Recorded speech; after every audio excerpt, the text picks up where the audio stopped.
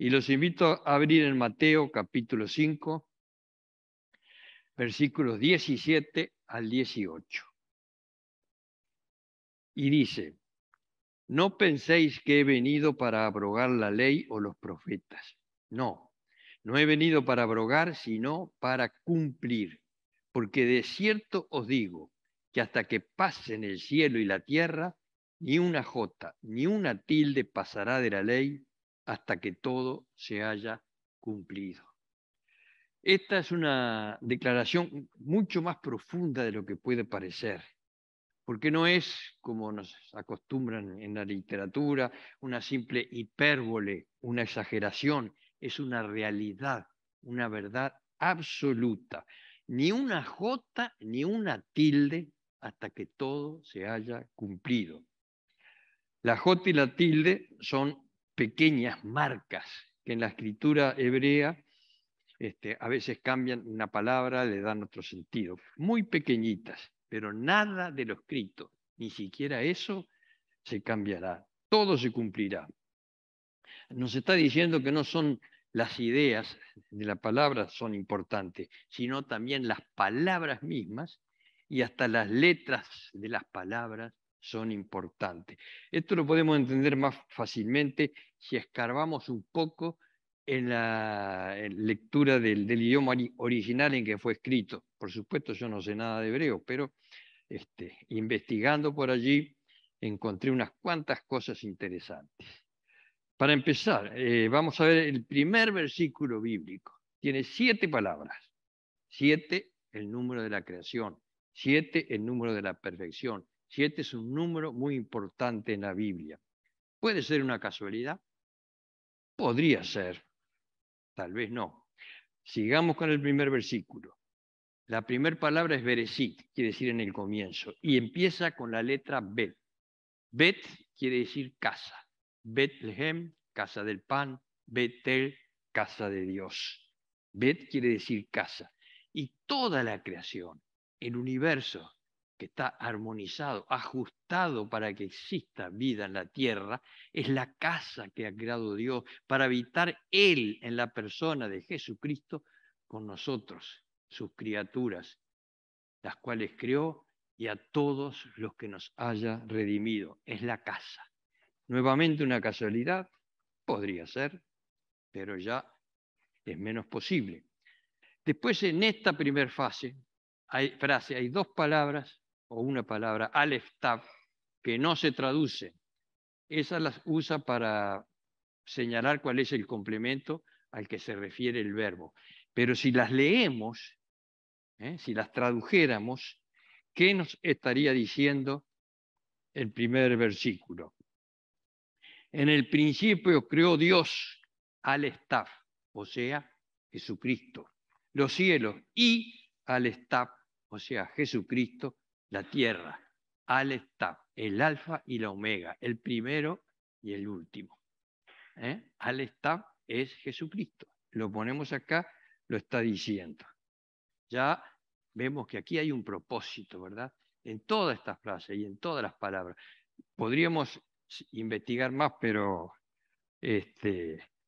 vamos a resumir un poco. Aleph, que es la primera letra, es la cabeza de un buey, un toro, identificado por los rabinos, siempre por los judíos, como el poderoso Dios. Y Tab, justamente la última letra, es una señal, una marca, como una cruz. Así que la primera letra, el Dios Todopoderoso. La última letra, la cruz de Cristo que nosotros conocemos. ¿Verdad que hay propósito en todo esto? Todavía un poco más. La primera letra de la Biblia, Aleph, junto con la última letra de la Biblia, Nun, ¿saben qué palabra forman? Hijo, porque toda la Escritura nos habla del Hijo de Dios. Y podría seguir, pero voy a abreviar. Hay muchas cosas más, pero los animo para que investiguen por ustedes mismos. No tratamos de hacer una clase de hebreo. Tampoco se trata de buscar revelaciones nuevas, revelaciones ocultas, porque no las hay y no las puede haber. Ya está todo revelado, completo, y no hay nada oculto. Dios no ocultó nada. Dios nos dejó todo. Pero a veces hay que trabajar, estudiar, para encontrar lo profundo que hay en esta palabra.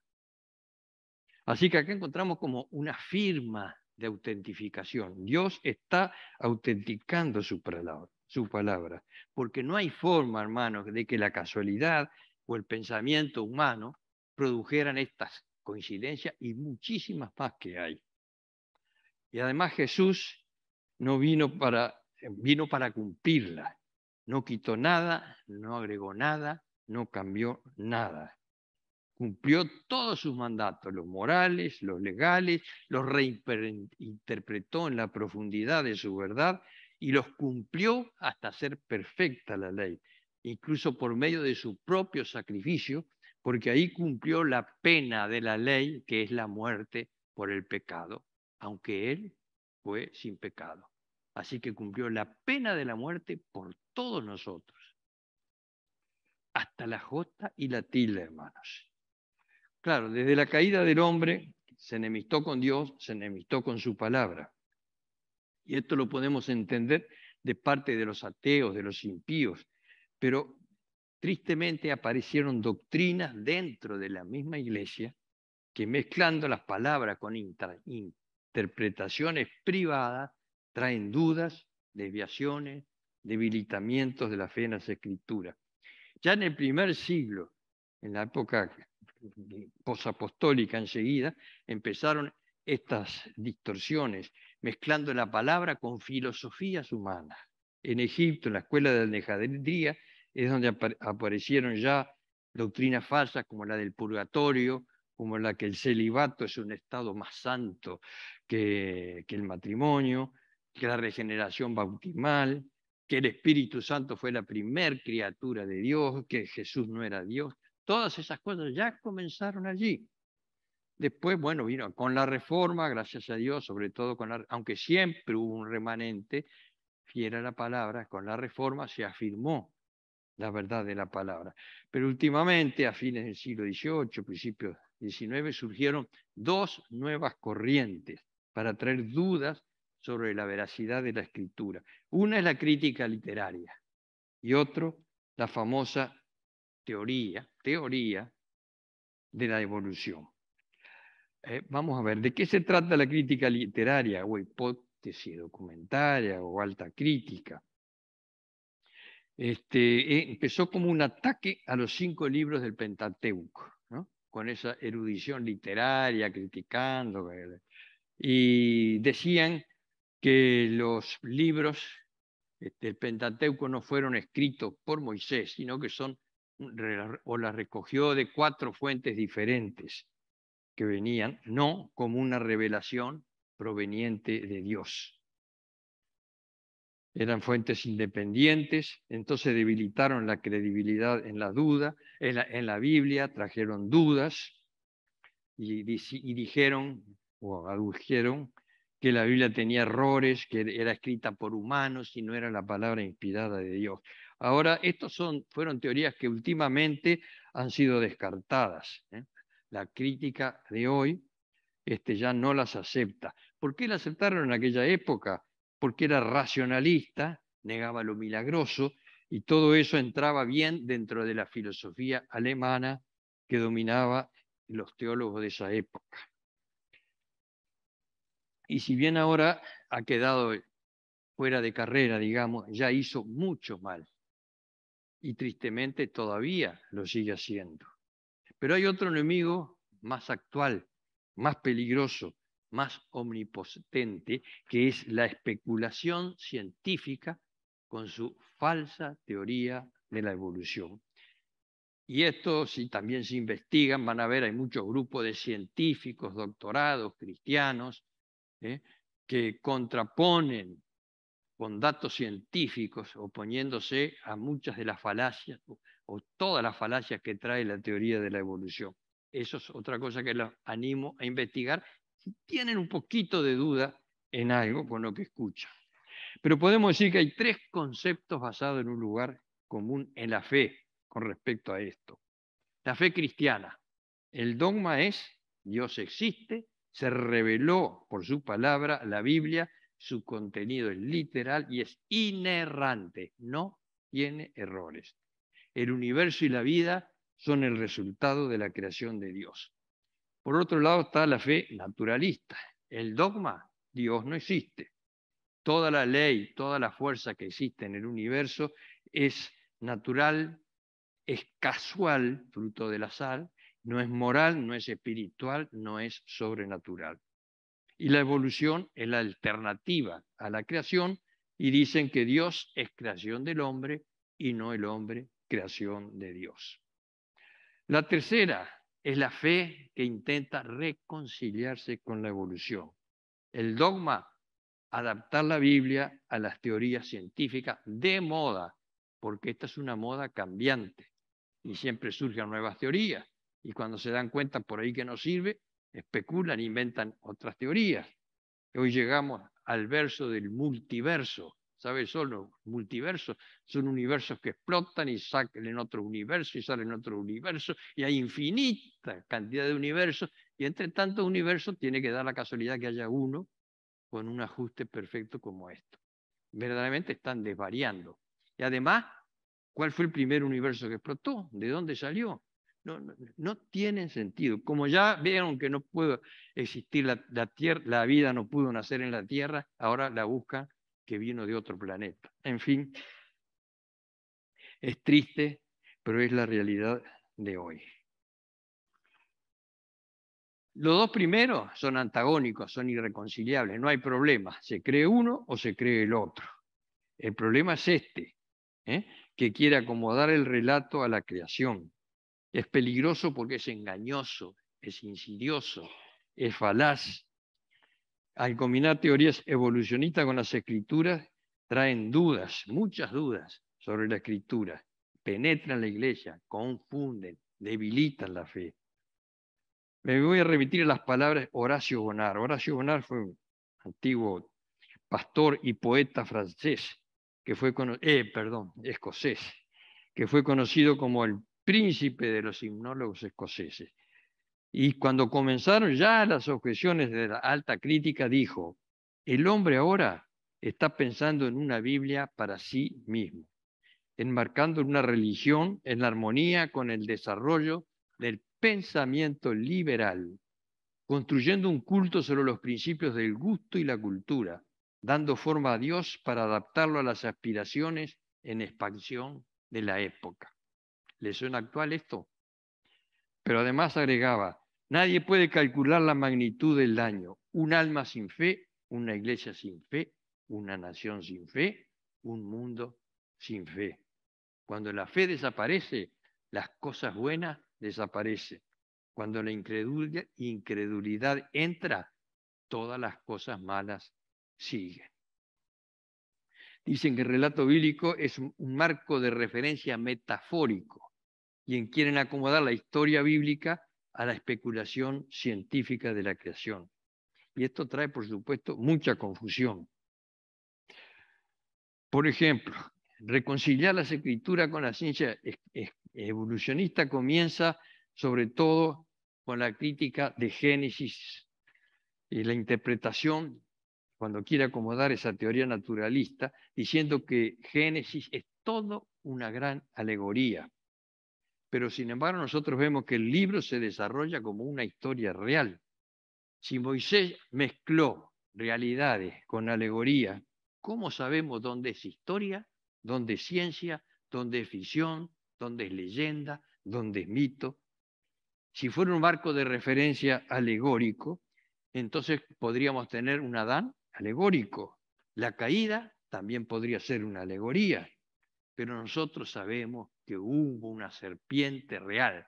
Ahí Satanás en la serpiente es real. Es real que Adán y Eva fueron la cabeza de nuestra raza. Es real que cometieron un pecado real y que nuestra raza está realmente caída. Si esto es alegórico, ¿dónde vamos a ver cuándo la palabra de Dios es verdad revelada o cuándo es alegoría? Miren, el punto más convertido, más convertido principalmente, donde comienza todo, es en los 6 días de la creación. Entonces, dicen que son etapas de un proceso evolutivo lento y prolongado, negando la creación en 6 días literales, porque empiezan en los miles y millones y miles de millones de años. Pero Dios dice en Génesis, se asegura en Génesis de dejarnos claro que creó el universo en 6 días. Cuando la palabra día es usada con un número, como es en todo este capítulo, siempre se refiere literalmente a un día de 24 horas. Nunca puede pensarse en una etapa. Además, las etapas de los días de la creación no coinciden con las etapas de las ideas evolucionarias. Pero que quede claro, cuando aparece con un número, siempre es un día de 24 horas. El 100% de las veces. Es verdadero incluso las 359 veces que día es usado con un número aparte del capítulo 1 de Génesis. Además, los días son siempre usados con la palabra tarde y mañana. Eso enmarca claramente un día de 24 horas, tarde y mañana. Esta frase se usa como día de 24 horas 38 veces en el Antiguo Testamento, aparte del capítulo 1 de Génesis. Todas esas veces se refieren a un día de 24 horas. En Éxodo 20:11 dice Dios, en 6 días hizo Jehová los cielos, la tierra y el mar, y todas las cosas que en ellos hay, y reposó en el 7º día. ¿Que acaso Dios no puede crear el universo en 6 días? Después que concibió en esa mente maravillosa, infinitamente sabia, inteligente, con su palabra poderosa, no lo pudo crear en 6 días, o en 6 semanas, o en 6 minutos. Claro que sí, hermano, claro que sí. ¿Cómo vamos a dudar entonces? Si fuera como aducen estos que quieren acomodar la Biblia a la ciencia, entonces Adán sería un producto de la evolución. Y si no fue la cabeza de la raza humana, entonces, ¿cómo va a venir a ser Jesús de la raza humana caída? ¿Cómo iba a ser Jesucristo, cabeza de la raza redimida? ¿Qué significado tendría el relato de la entrada del pecado y la muerte? ¿Hubo muerte antes de Adán? Si es por la evolución, hubo muerte. ¿Hubo muerte antes del pecado? Génesis deja claro que no. En Romanos 5:12 dice, por tanto, como el pecado entró en el mundo por un hombre y por el pecado la muerte, así la muerte pasó a todos los hombres por cuanto todos pecaron. En 1 Corintios 15:45 dice que fue hecho el primer hombre, Adán, alma viviente, el postrer Adán, espíritu vivificante. Así que, ¿cómo vamos a conciliar esto con la evolución? Con el mono al hombre. No hay precedente, no hay eslabones, no hay cavernícolas, no hay homínidos. El primer hombre es Adán y no hubo muerte antes de la caída. Así que o creemos en la Biblia o nos acomodamos a la evolución y miren lo que terminamos. Porque además, si Génesis fuera simbólico, ¿cómo vamos a saber cuáles son los versículos literales? Cuando la palabra de Dios es verdad relevada, donde el relato, la profecía, el mandamiento viene de la inspiración de Dios y no de una simple inspiración humana.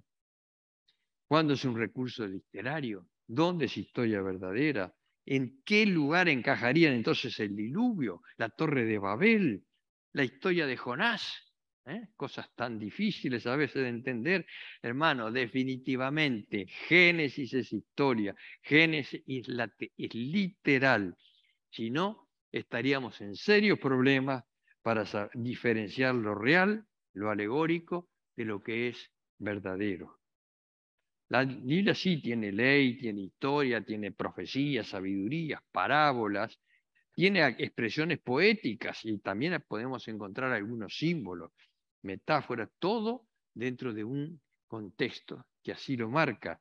Pero lo que es histórico es historia, es real, verídico y literal.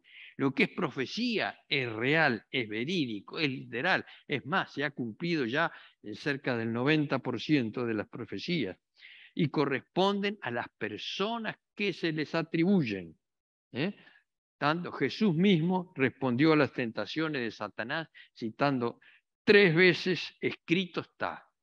Dice en Marcos 1:11, cita de Deuteronomio 8:3 y Deuteronomio 6:13 y 16. Él también validó la predicación de Jonás y él relacionó el episodio de Jonás en el vientre del pez con su propia muerte y su resurrección. También citó a José, a Malaquí, a Moisés. En Lucas 24:44 dice: es necesario que se cumpliese todo lo que está escrito de mí en la ley de Moisés, en los profetas y en los salmos. O sea, en todo el Antiguo Testamento. Así que vamos a decidir, hermano. ¿Creemos a este Dios santo que no miente o nos vamos a dejar guiar por especulaciones de personas pecadoras que sí lo hacen? La palabra de Dios, ¿es la Biblia palabra de Dios o no lo es? ¿Lo es totalmente o no lo es? Por su palabra es como Dios eligió revelarse al mundo. No nos dio imágenes, no nos deja hacer imágenes siquiera, no nos dio visiones, nos dio un libro, la Biblia. Así es como dispuso revelar su carácter, sus atributos, la verdad, su ley, la justicia, su amor, su gracia y la historia de la raza humana desde su origen hasta el final. Todo está allí. En el Nuevo Testamento encontramos al mismo Señor. Jesucristo es el verbo, es la palabra encarnada, la palabra hecha hombre, que fue por quien nos habló en los últimos tiempos. Por eso debemos creer, conocer y obedecer la palabra hasta su más pequeño detalle, hasta la jota y la tilde. ¿Por qué sufrieron persecución siempre los cristianos? Sino a causa de la palabra. Fueron perseguidos, quemados, torturados, encarcelados, desterrados por su fidelidad a la palabra de Dios. El mismo Jesucristo en Apocalipsis 3:8 describe a los que sufren como aquellos que han guardado mi palabra. Y en Apocalipsis 6:9 dice que los condenados a muerte fueron asesinados por la palabra de Dios y el testimonio que tenía. No puede ser cambiada, no puede ser añadido nada, no puede ser quitado nada. Deuteronomio 4:2, no añadiréis a la palabra que yo os mando, ni disminuiréis de ella, para que guardéis los mandamientos de Jehová, vuestro Dios, que yo ordené. Y en Apocalipsis 22 dice, versículos 18 y 19, si alguno añadiere a la profecía de este libro, Dios traerá sobre él las plagas que están escritas en el libro. Y si alguno quitare las palabras del libro de la profecía, Dios quitará su parte del libro de la vida, de la santa ciudad y de las cosas que están escritas en este libro. Es base para el conocimiento de Dios. Nos revela Dios, nos revela nuestra condición de pecado y nos revela la triste condición del mundo apartado de Cristo. Por algo el capítulo más largo de la Biblia es el Salmo 119. Nos revela, centrado en la palabra de Dios, que la cita en cada versículo. Nos habla de la gloria, el poder, el consejo, la verdad de las Escrituras. Ese es el tema del Salmo. Voy a citar a Spurgeon, el famoso príncipe de los predicadores. Decía que cuando la veía, le parecía oír una voz surgiendo de ella que le decía: soy un libro de Dios, hombre, léeme, soy la escritura de Dios, abre mis hojas, porque fueron escritas por Dios, léelas porque Él es mi autor, y lo podrás ver visible y manifiesto en todas partes. Razón Tu función es considerar y averiguar lo que este volumen quiere decir y no establecer lo que debería decir. Dios escribió lo que a ti no te gusta. No te gusta porque escribió la verdad. Postrémonos en reverencia ante ella porque Dios la inspiró. Es verdad pura. De esta fuente mana agua de vida. Hermanos, acá está la Biblia. ¿Quién la escribió? El Dios viviente. Cada palabra viene del Padre Todopoderoso. Cada palabra fue inspirada por el Espíritu Santo. Cada palabra fue manifestada en carne por el Hijo Santísimo de Dios. Es palabra de Dios, no de hombre. Ahora, ¿qué se puede hacer con la palabra? Rechazarla, distorsionarla o aceptarla. Los que lo rechazan, los ateos, los de la fe naturalista, están atrapados en la perdición. Dice Hebreos 3. ¿Cómo escaparemos si descuidamos una salvación tan grande anunciada por el propio Señor? Espantosa consecuencia está determinada si se rechaza la palabra. Porque esta palabra es la que enseña, la que alimenta y da la fe salvadora por el oír la palabra de Dios. Romanos 10:17. Si no se abren los oídos a su palabra, no hay posibilidad de recibir la fe redentora. Ninguna esperanza para la eternidad. Ninguna. También se puede distorsionar y es a esto lo que hemos estado refiriéndonos anteriormente. Cuando hablamos de querer acomodar a la palabra a especulaciones filosóficas o científicas o ideológicas o lo que sea. Las consecuencias, dudar de la misma, dudar de parte de la misma, agregar, quitar, distorsionar, debilidad, incredulidad, apartamiento de la fe, apostasía y hasta perdición.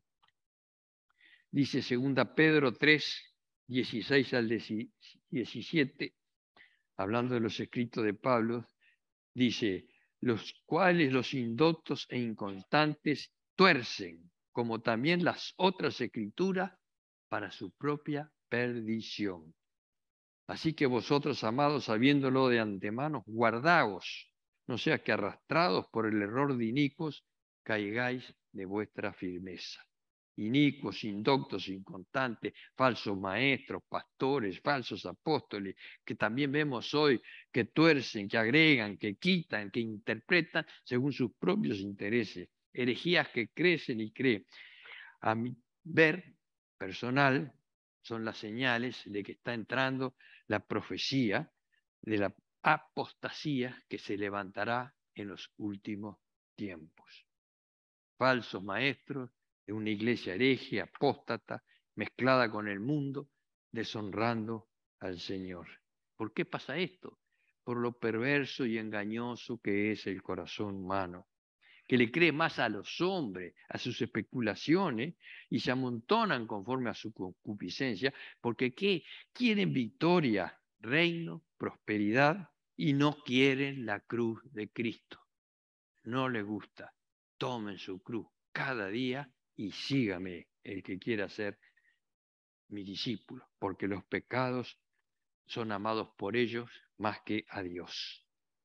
Pero hay una tercera y maravillosa actitud que es aceptarla, o sea, creerla, entenderla, guardarla, obedecerla, recibirla con entendimiento, guardarla en el corazón y disponerse para obedecerla, como lo que es la revelación suprema de Dios al mundo, encarnada en Jesucristo, el Todopoderoso, Dios, Creador, sustentador, Rey, Señor y Redentor del mundo. Como dice el capítulo 1 de Hebreos, el Hijo de Dios es el heredero de todas las cosas, el que hizo el universo, el resplandor de la gloria de Dios, la imagen de su sustancia. El que conoce a Cristo, hermano, y si nosotros los conocemos y tenemos una relación con Él, no vamos a vivir según las circunstancias, la moral de la situación, lo que dice la sociedad o las leyes o lo que sea. No nos vamos a someter a la presión de una sociedad que cambia, que es muy relativa. No nos vamos a dejar llevar por cualquier viento de doctrina, de filosofía, de ideología o proclamación falsamente científica o de presumida erudición que nacen del corazón engañoso de los hombres. Si conocemos la verdad, nos afirmamos en la palabra, vamos a vivir según sus principios eternos y nuestras convicciones van a crecer y ser tan firmes que nada nos va a mover de la roca de nuestra salvación. En este tiempo de oscurantismo espiritual, de relativismo moral, la palabra de Dios es la única esperanza. Trae luz a la mente y al corazón del hombre. Saca las tinieblas que nos impide contemplar las perfecciones de vida, la real condición de la naturaleza humana y la imperiosa necesidad de un Salvador, Jesucristo, el Altísimo, el Hijo de Dios, el Redentor, el que por su sangre en la cruz nos limpia de todo pecado. Toda la palabra, toda ella, hermanos, hasta la jota y la tilde. Amén. Vamos a inclinar los rostros y vamos a darle gracias a Dios por este precioso tesoro que es su palabra, porque su infinito amor, en sus múltiples misericordias, nos concede la gracia para recibirla como lo que es, la verdad revelada. Que el Espíritu Santo nos ilumine, nos enseñe, nos la recuerda, nos afirme en la fe, para creerla y obedecerla en toda su extensión, que nos dé la firmeza para permanecer en ella, a pesar de todo intento, ya venga de Satanás y de sus príncipes, ya sea de los poderosos esclavos mundanos que hoy en día quieren llevar todo este engaño a toda la humanidad, que intentan infiltrar la iglesia con intrigas de filosofías y de la ciencia y de ideología, despreciando la palabra, rechazándola y persiguiéndonos a quienes permanecemos firmes, que nos dé la fortaleza para permanecer y para no ser engañados y que nuestro corazón arda a través de la palabra en el deseo de honrarlo, de servirlo, de dar testimonio de esta fe, pase lo que pase, se oponga lo que se oponga, que abra las puertas y nos llene de su sabiduría y de su poder para poder ser luz que lleve esta palabra por toda la tierra y sal al obedecer la palabra en toda su extensión. Todo esto te lo pedimos, Padre, en el nombre de Jesucristo. Amén.